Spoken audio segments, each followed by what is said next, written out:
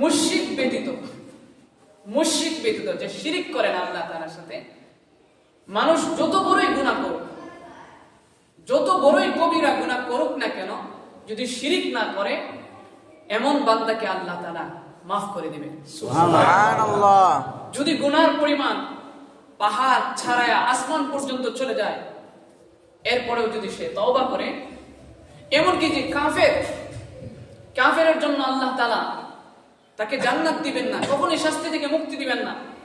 সূরাতুল আলী ইমরানের মধ্যে আসছে, ইন্নাল্লাযীনা কাফারু ওয়া মাতু ওয়া হুম কুফফারুন ফালান ইউকবালা মিন আহাদিহিম মিলউল আরদি যাহাবান ওয়া লা ইফতাদা বিহি।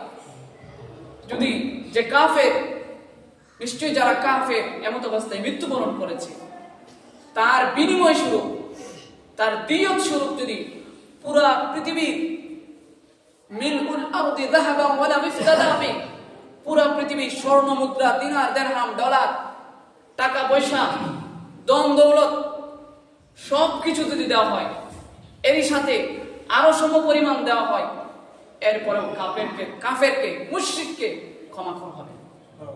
এমন ব্যক্তিও যদি সে তওবা করে এবং ঈমান আনে, আল্লাহ তাআলা তাকে মাফ করে দিবেন।